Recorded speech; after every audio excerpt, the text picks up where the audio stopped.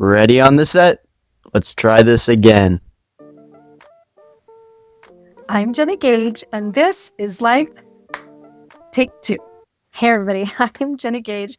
Welcome to my channel. Thanks for watching. I know there's a bunch of stuff out there on YouTube that you could be watching, and I'm really honored that you paused here on my video. Tonight I have a special guest and also my special person. Do you want to introduce yourself?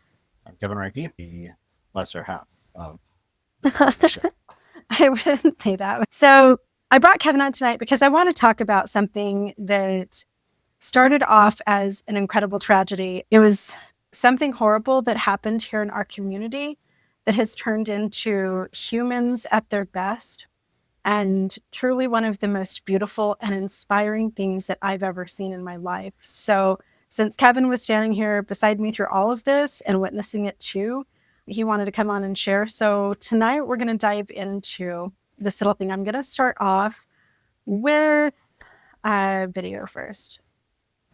I have a confession to make. For the past little while here, I've just had this feeling that the world is terrible and people are awful. And something happened here in our hometown recently that just absolutely proved my point. But then what happened after has made me look at the world in an entirely different way, which is why this news reporter is here to talk to us. That attack happening 2 weeks ago at a bus stop along Broadway and 6th Avenue. The couple were returning home to Alabama from a trip to California. As the victim's wife remains by his side, a large community effort has made sure she's being well taken care of. News for Tucson Chief Investigative Reporter Corus Nylander. You're live outside Banner University Medical Center. Yeah, Monica, right now, Kristen Couch is staying in Tucson by her husband's side, praying for a miracle. Jacob remains on life support tonight. Investigators say he's not expected to survive. An army of Tucson residents have come together to try and make sure that she is well taken care of through all of this. I know he'd be so grateful if he knew how everyone was coming together to help us. As Kristen Couch holds on to hope her husband Jacob will walk out of this Tucson hospital after being struck in the neck by a hatchet, she is grateful for the countless acts of kindness people have sent her way. We never would have imagined that so many people would have come forth to help us.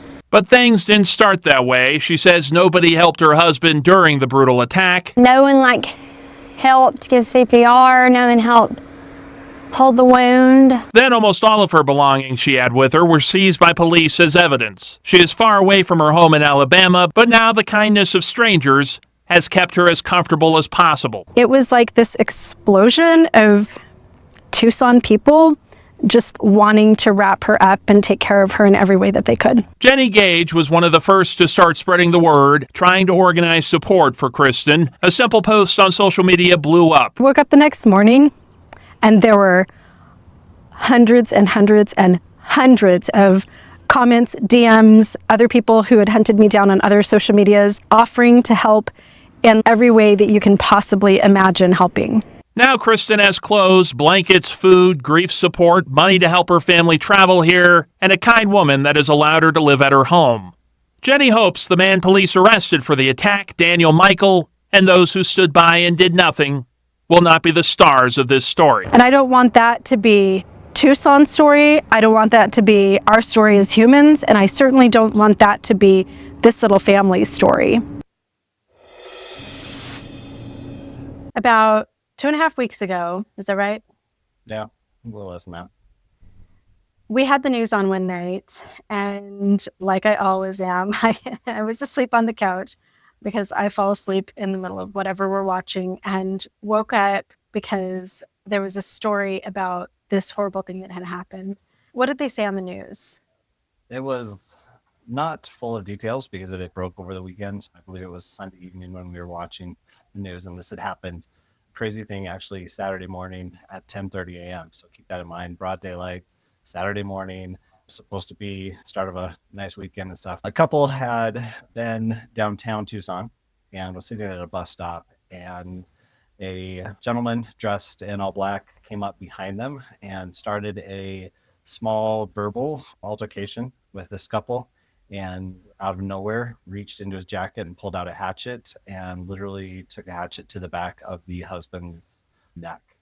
and that the husband was now on life support and not expected to make it. And that was about the amount of details that were given that Sunday evening, about 36 hours or so after the event happened. They didn't have any names or anything, and they didn't describe the couple. They didn't say where they were from. They didn't say if they were like old or young or anything about them. I, for some reason, just pictured that they were like a retired couple because we have so many snowbirds in town. And I guess that an elderly couple would seem really vulnerable to something like that. So that's what I pictured. I pictured that it had been like a grandma and grandpa that were sitting on the bench and were attacked. And then...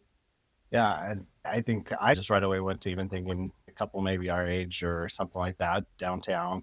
We spend a lot of time downtown. So you just pictured someone like us. So then as the week went on, this just spread across our city because it was a completely senseless act of violence that didn't seem to have anything behind it. And the man was fighting for his life. Yeah, there wasn't a lot more information that was really shared. It actually took them until, I believe, Wednesday to catch the guy and have him in court to be arraigned and that kind of stuff. And so you got your first look at this individual who had done what was described, but still there hadn't really been made more detail other than that the husband continued to fight for his life, was on life support. So, and then it was date night Friday night. So we were on our way. I guess it's always date night because our kids are always gone on the weekends. So Kevin and I were going out to dinner at my favorite Mexican restaurant to get enchiladas. And Kev was driving. As we were getting in the car, he said, oh, there was an article where they released some information about this couple. And he airdropped it to my phone. I actually read it to you because you had ran back into the house to grab something, and I was just flipping through Facebook. You're right. The first time that there'd actually been more information. And as I read through it, I was like, I've got to share this with Jennie. So when she jumped in the car, then before we even pulled out of the parking spot, I read the whole story to her. And they gave the name of the couple as Jacob and Kristen Couch, but they also shared a little bit more. The headline of the article was something like a second time to mourn. So I was just curious. And so as I read it, it turned out that they had a stillborn baby almost a year ago, last May, and had been just coping with the loss of a stillborn, and that they were actually from Alabama, but because of that had chosen to kind of leave home and family and just to try to do a restart out in California, and had been out in California for almost a year and had just recently decided that it was time to go back home and be back with family and all these kind of things. And so they were traveling from California en route to Alabama on the bus, and there was a layover in Tucson. We have a Greyhound station downtown Tucson, so they hopped off the bus. I guess it gave a little bit more detail because it shared also that the individual had been caught and that kind of stuff. But I don't know, maybe you remember some things too. But it was just. I just remember the baby. The article said that this woman whose husband was unconscious in a coma, who had been attacked by a hatchet, had lost a baby the year before. I will link that article in the description so that you guys can read what I read. So Kevin read it to me, and then he airdrops it to my phone, and then he just pulls out of the parking lot, headed to the Mexican restaurant. And I just know that everybody in our city has just been so impacted by this. It's such a strange crime. I think that that's part of the thing. They hadn't done anything. There was no reason for it. And it was an attempted murder at 10:30 in the morning on an area of town. Like, we're in that area of town all the time in broad daylight with tons of people. It's not some back alley. And we'd all been really hit by it. And then, I mean, a hatchet. There's plenty of gun violence and knife violence and whatever. But the idea of just a hatchet. Yeah, it stands out for sure. So the whole city was talking about it. Everybody's posting about it on Facebook. Everybody's talking about it everywhere we went. So Kevin thinks that he can just drive to the Mexican restaurant and we're just going to get enchiladas.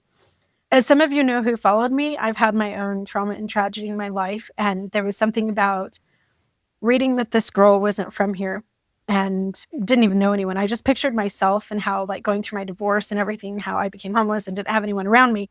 I have a lot of empathy for women who are going through hard things. And I just started to picture, what would that be like if her family's not from here? She's just passing through. She was supposed to be here for 2 hours. What resources does she have? What does she have in her suitcase?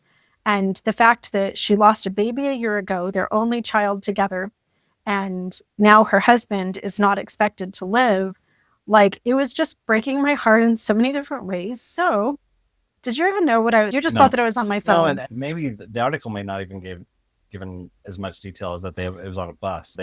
They'd come through Tucson. Is there family in town? Is there somebody that they knew in town? Alabama. It was just enough of a story to know that this was a bigger tragedy than even we had been reading about or hearing about prior to that. So while we were driving, Kevin was driving and probably thought that I was like on my YouTube checking comments and stuff. I hunted her down because I do that all the time. Like, I'm always tracking people to find them for my podcast and different things like that. And within about 3 minutes, I was in her DMs somewhere and I gave her my cell phone number and I said something ridiculous like, "Hi, I live here in Tucson. Will you please text me right now? I need to talk to you, like, ASAP emergency." And clicked send. And it was really fast that she texted me. And I texted back and said, "Hey, can you talk?" So we're driving, Kevin's driving to the restaurant and the phone rings. And I'm all, "It's Kristen. It's Kristen from the news." The woman whose husband was just attacked. And so we get to the restaurant. I talked to Kristen and I asked her, "Do you have any family in town? Like, do you know anybody?" And she just told me, "No, we were just totally passing through and I don't know anybody here." And I just asked her, "What do you need?" And honey, here's what I had in my head. I thought, like, I'm broke as a joke and I'm busy and I don't know what I can do for somebody in this situation. But I was thinking to myself, I could probably like go to Ross or something and buy her some pajamas, take her to Starbucks, make sure that she has dinner for tonight, just give her my phone number in case she needs to know like a good restaurant to eat at or something. Like, that's what I was thinking. I'm going to do the bare minimum to help somebody out. And just in that 5 or 10 minute phone conversation on the phone while we were driving, I realized that she was in much more need than I had ever thought. And so we get to the restaurant, we order our enchilada, and I'm freaking out. I'll tell you though, like, in that moment, listening to how bad it was, something in me just felt like I'm going to do whatever I have to do to help this person. Like, it doesn't matter what. I'm going to find a way and we're going to help this person. So she said that she didn't have any clothes. She said that they had taken all of their luggage because it was like police evidence. So she had been at the hospital with her husband for like 2 days in clothes that were covered with his blood. Her family had sent her a little bit of money to buy a couple of clothes at Walmart, but she like had 2 pairs of underwear, 1 pair of socks, and some clothes and some really cheap shoes. So she said, "I need some clothes and some shoes. And if you could even just go to a thrift store and get me something." And I was just thinking, we have a bunch of teenage daughters. I bet we have something in her size. And while we were like ordering enchiladas, you suggested that we stop at Ross. So we get done eating. We go to Ross, we buy her like basics, like a t-shirt, a hoodie, some shorts, pair of pants, socks and undies. It's, if anything, buying underwear for a total stranger too. She had mentioned she had a really cheap pair of sandals or something. We got a pair of shoes too. Oh yeah, we bought a pair of shoes. And then we got the address to the motel and I drove to the motel and she was in this pretty gross little motel downtown. And it's funny, like, when she came out to the pool, when we texted her that we were there, just seeing what a beautiful person she was and just this sweet, sweet personality and so loving. And she looks like this young Julia Roberts from the Steel Magnolias era. And we sat at the pool and talked to her for a while.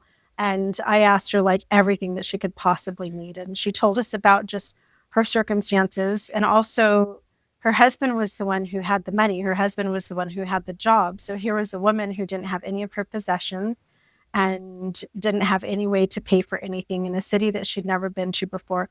The part of the story that killed me too, watching it in the news and then hearing it from her, was that after the man had attacked him, she was doing CPR on him and she was screaming for people to help. And there were people standing all around and nobody helped. And they kept saying that in the news. They kept saying nobody came to help her.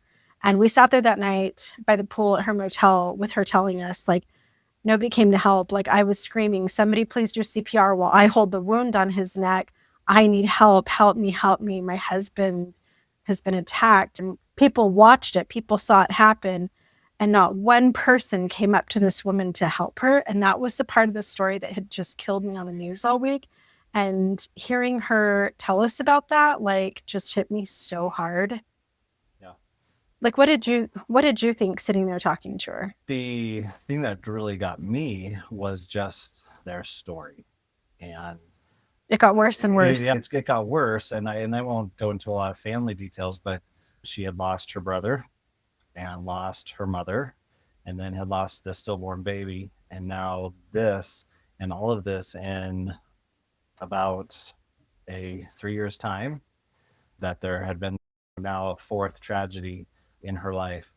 But the other part was just, they had gone out to California. Their realization was that they needed to be back with family, but then just the circumstances of that whole thing too, because something had happened and they had originally meant to leave a bus earlier out of California, which meant they would have been in Tucson at an earlier time, but instead something happened and they missed that bus. So they were on a different bus to Tucson. Such a sliding doors moment. They got to Tucson and ended up having just at a 2-hour layover, and discussed with each other saying, who knows if we'll ever be in Tucson again. We're here. Let's just go walk downtown Tucson a little bit while we have this 2-hour layover. And all these things led to them, by total chance, just passing through Tucson, to be sitting at this bus stop and have this individual who the police believe really went out that morning looking to see who he would kill. And they were the victims. Wrong place, wrong time. Yeah.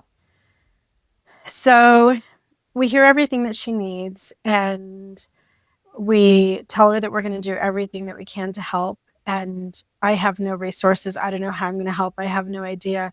But didn't you leave that motel that night thinking we have to do something? Like, we have to do something.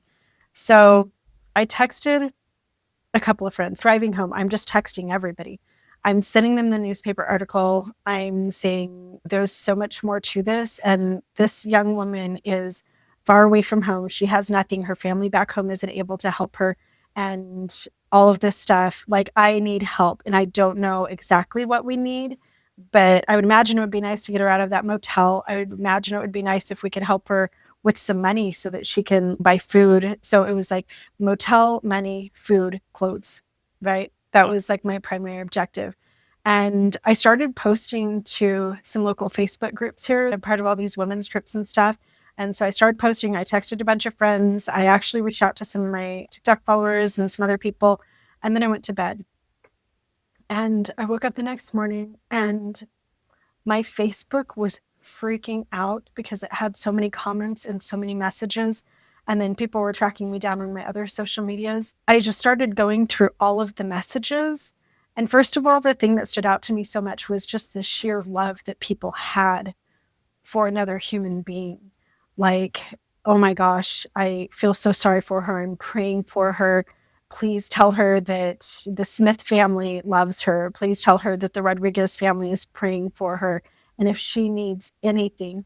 And I had maybe 20, and I lost track of all of the DMs, people offering their homes, people with guest houses, people who just were like, I can kick my teenage daughter out of her bedroom so that she can have a place to stay. I know it's not ideal, but I'm also a really good cook and I'll cook every meal for her. I had so many people offering homes for her. So we ended up with a guest house that was just in a really secluded area that I knew was nice and safe, where she wasn't going to have any other crimes or anything that she'd be involved in. And just the night that we drove her up there, so we went and picked her up at the motel after she'd been at the hospital the next day and drove her up to this guest house. Wasn't it crazy? The woman who owned the guest house, just she comes out and wraps her up in this big hug, and it was like they had known each other their whole lives. Just the tenderness and the concern that this total stranger had for Kristen. Yeah, and in the meantime, not just help to Kristen, but Jacob's brother, and then his brother's partner, who actually is Kristen's sister, which is funny, had gotten to town as well. And Jacob's brother had gone on a mission to do everything he could to try to help the police investigators find the individual that had done this. Oh, So they had damn it. flown out and flown back, and then we're back too. And so Kristen who was in the news that night, and we set out to help Kristen, but her brother-in-law and her sister had gotten it down too. And so these people who were reaching out to help, it became not just a help Kristen, it's what can we do for this Whole family? entire family. They are so so- sweet too. Kristen's sister, like, she's just this sweet little Southern girl, and they are the sweetest people, and they have just gone through. And his brother is just so nice. He's like the country boy everybody wants their daughters to date. Like, he is so sweet and so polite, and just such a kind-hearted family.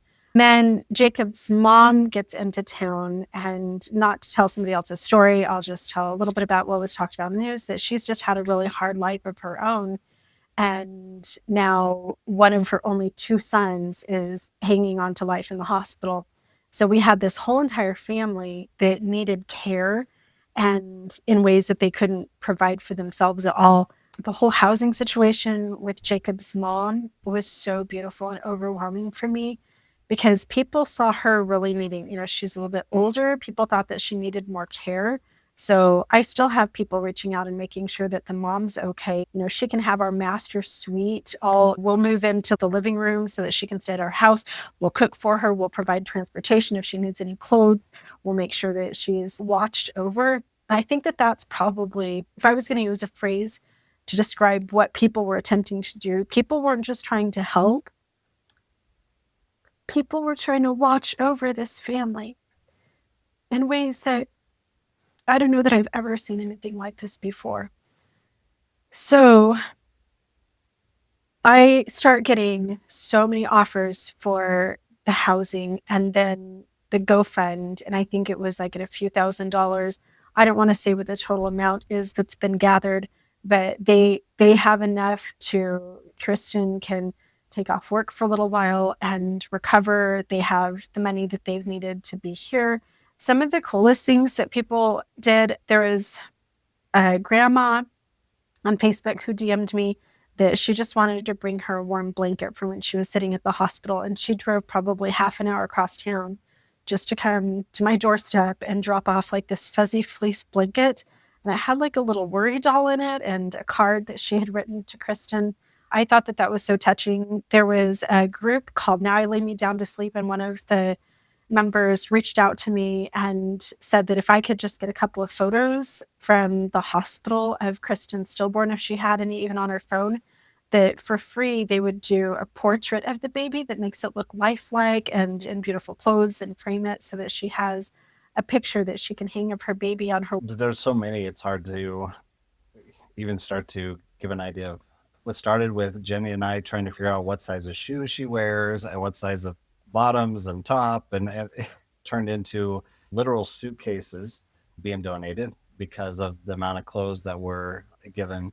Tons and tons of different clothes that they could pick through and decide what to work with. The amounts of food. That was really... We had someone step up and take over the food, just like someone had to total stranger from Facebook asks for my phone number, calls me. She has the whole like Google Doc going in the calendar, and they had breakfast, lunch, dinner, groceries, meal cards. One woman had gone to a business event one morning, and people had brought in like a whole barbecue potluck or something. And they were like, please take this home and stuff their fridge so that the family has like yummy barbecue and coleslaw. All the way down to even professionals, therapists reaching out, Grief neurologists counselors for second opinions, and grief counselors and grief groups, people wanting to pay for airline tickets and travel, and funeral homes just saying, hey, we're on standby. That there was no end to what people were offering. The massage therapist was really sweet. She just said that going through a tragedy and all the shock and everything, that touch and having somebody do a massage on you can be really calming to your nervous system. So she, I believe, went over, I don't know if she did, she had their information and was going to set up with them to go over. It's been really overwhelming to watch the response. And there was this moment where it hit me. What started me in all this was how they said that nobody came to help do the CPR, And that would have been the story that this family took with them, that our brother, our son, our husband was sitting on a bench in Tucson, Arizona, and humans are terrible, and Tucson is awful, and life is hard. And there was this moment when I saw just how much love and how much warmth and compassion was going towards this family. And I realized just for myself that that may have been one moment. There was one terrible person who did this horrible thing. And yes, the people around didn't come to help, but I would say like hundreds and hundreds of people reached out and helped in every way that they possibly could. For me, was so important, I think from the beginning, was as this happens, as I think it would in any community, right?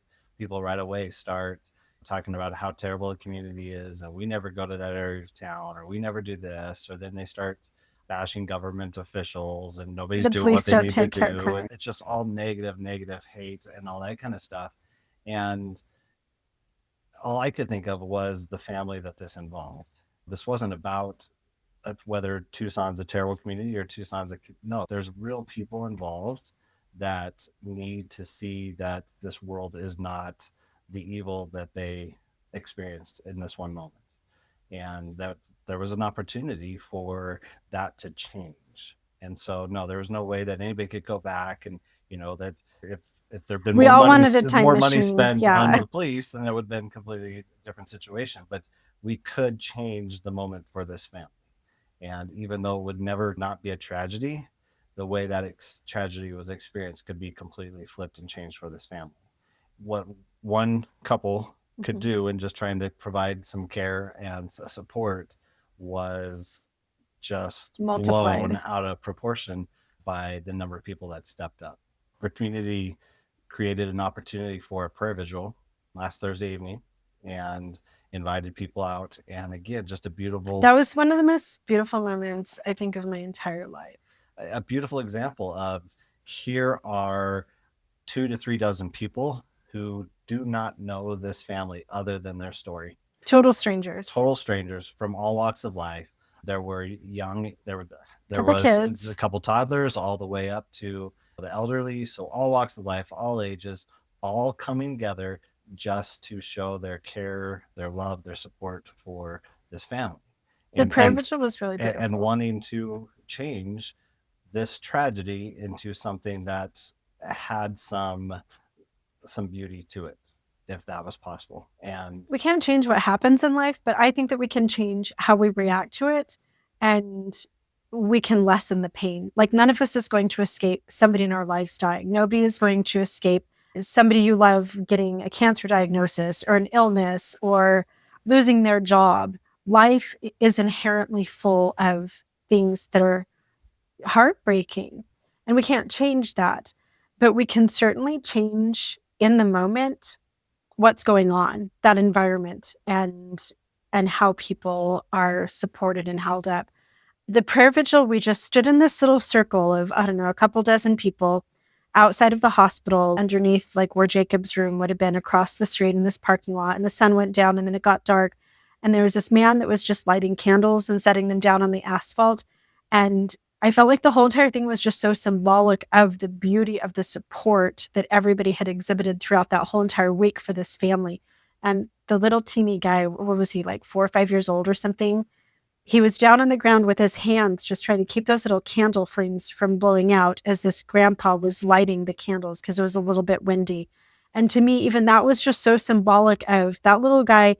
He's 4 years old. It's not like he's going to donate to the GoFund. He can't help provide transportation. There's not a lot that he can do, but he did what he could. He stood there protecting little flames from blowing out. There was an acoustic guitarist who had the most beautiful voice, and he'd play a worship song, and then everybody would sing together, and then he just played the guitar, and we went around the circle, and people prayed, and people just gave their well wishes. I obviously didn't pray. I just told them how glad we were that we had met them, and just thanked everybody for truly being a miracle in my life to see how humans can be with one another. One of the most emotional things for me was just to see like the physical touch that was going on.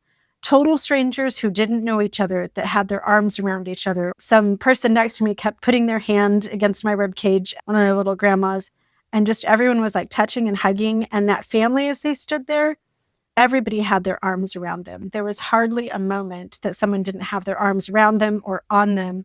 And even as I walked up to the vigil, people were like walking up to me when they saw that I was coming to the vigil and hugging me and embracing. And that was really, really beautiful to see people doing that. I think one of the more poignant points of the night that really stood out was Jacob's mom asked that A prayer request. Yeah, she's like, this is obviously hard for me to pray, and just being here is what I need to do. She goes, but I have a prayer request, and I ask that somebody would be willing to lift up the mother of the gentleman who did this to my son, because she's a mom too. That really got me. Not too long after the vigil, Jacob unexpectedly, at that time, like there was no indication that he would suddenly pass that night.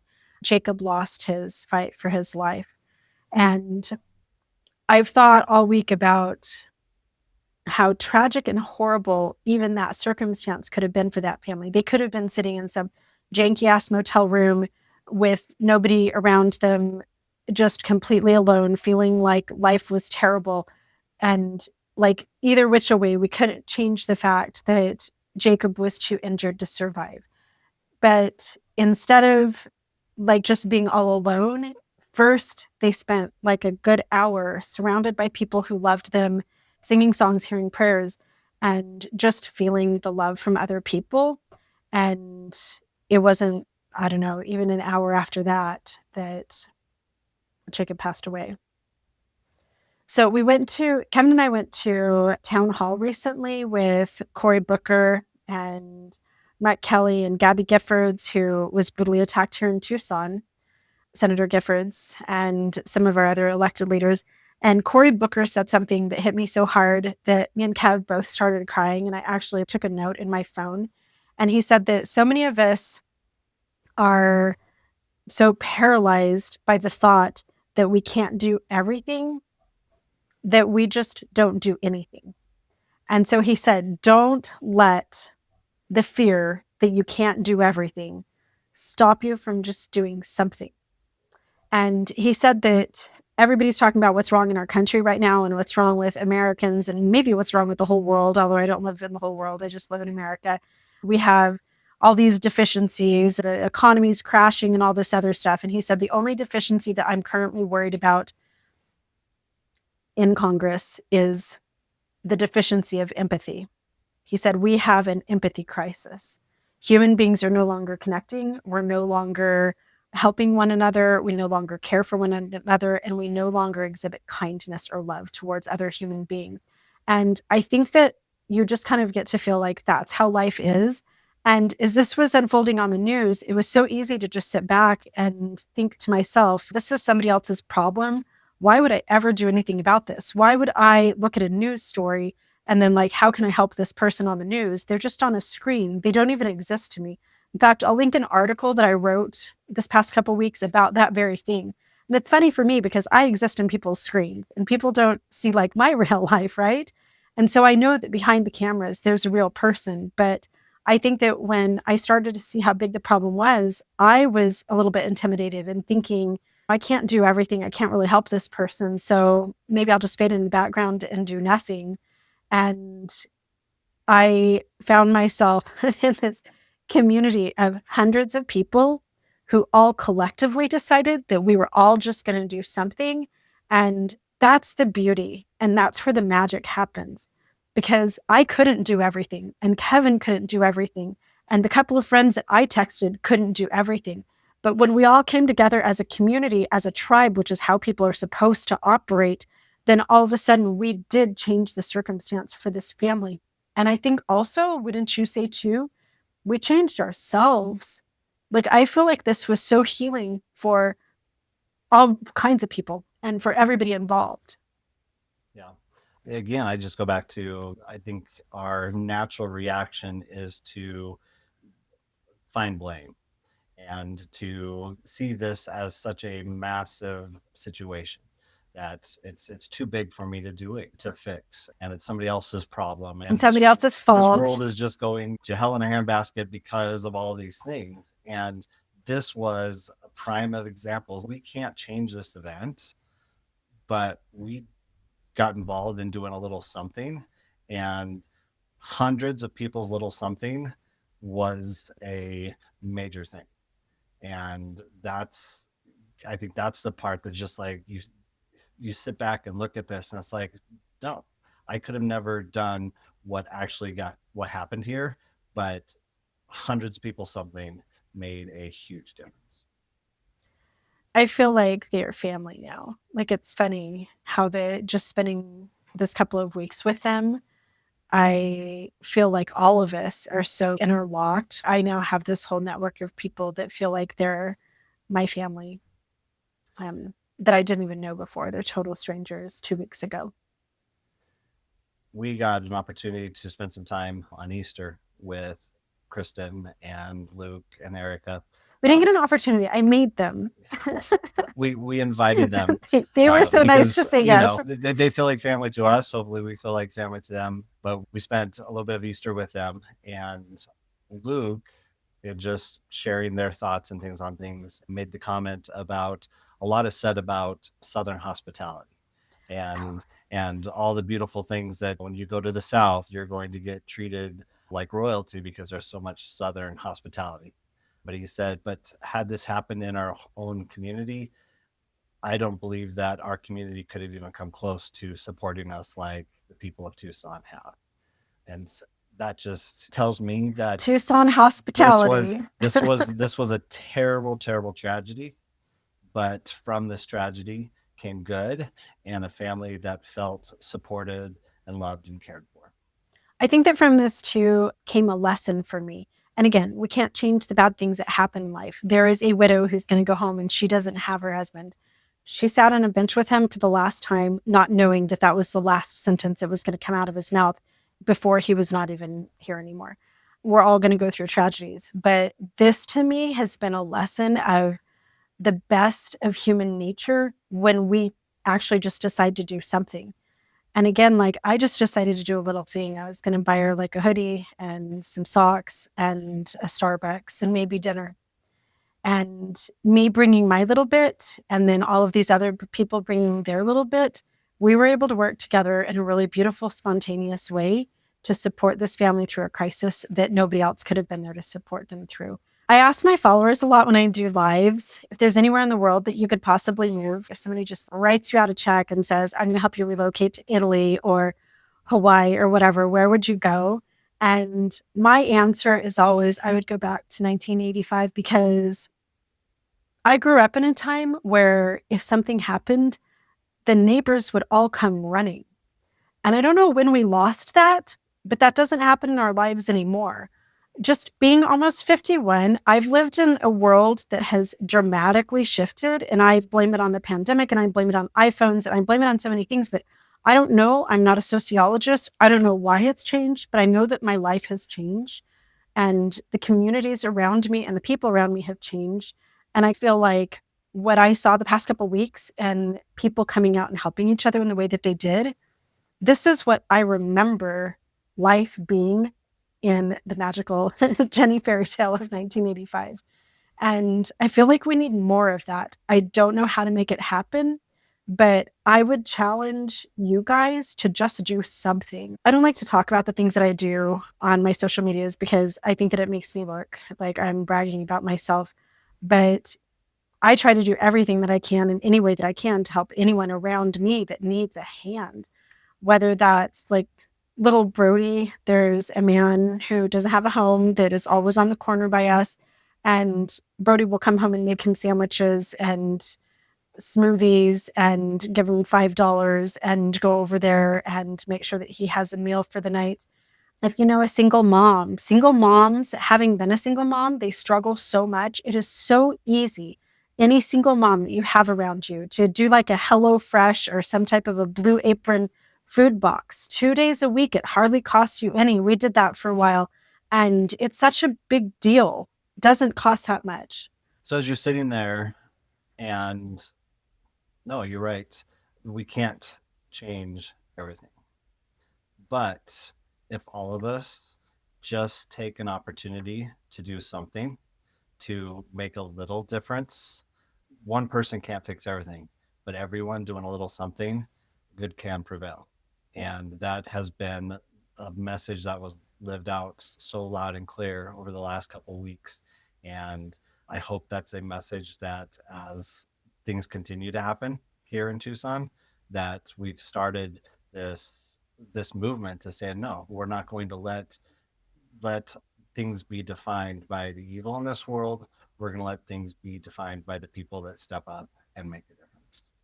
Be safe about it. Be careful with strangers. I've had some situations where I've been feeding people that like it's not a totally safe situation. So please be safe in the things you do. I know that Kevin and I have been on the receiving end sometimes of people helping us. And one of the reasons why I'm always working so hard to pay it forward in the world is I sleep on the mattress of a woman who died. I do videos about that during the time that I had my brain injury and was just broke as a joke. And we had no money for rent or food or anything. I had a TikTok follower who helped me buy the organic mattress because every mattress would make me sick or give me seizures. And she bought the mattress that my neurologist had recommended. And then last year, she let me know that she had breast cancer and she's no longer with us. And I still sleep on the mattress that Linda G bought me. She's one of my TikTok followers. I don't even know her real identity. And I had that final moment where that was the last message that I ever received from her. And I know that we all have those Linda G's in our lives. We all have people who've done things for us that have changed everything.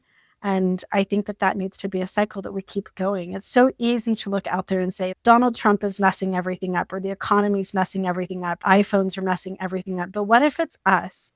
And what if it's not necessarily something that we're doing? What if it's something that we've forgotten to do, which is just be there for each other? It's a beautiful thing. So let's have more of that. We can fix it. We have the power. Okay. Anything else you want to say about this? No. All right. I will also post links to a couple of my Substacks where I've written a little bit about this and some of the paper articles about this tragic crime. Right now, I know that people are going to ask about this. The family is pretty well taken care of. They have everything that they need. So I still have people all over the place reaching out to see what else they need. They probably don't need anything else right now. They've been really well cared for, but there is somebody in your neighborhood, there is somebody in your town that does need something. So if you have that little bit of compassion in your heart that you want to reach out to somebody else and do something, be the person who finds that person that needs that and do it. That's it. Okay. Thank you for being with me, Q Kevin. I love you. I love you. He's the best guest ever. Okay. I'll be hanging out in the comments to hear from you guys. And thank you so much for watching. Have a good night. Bye.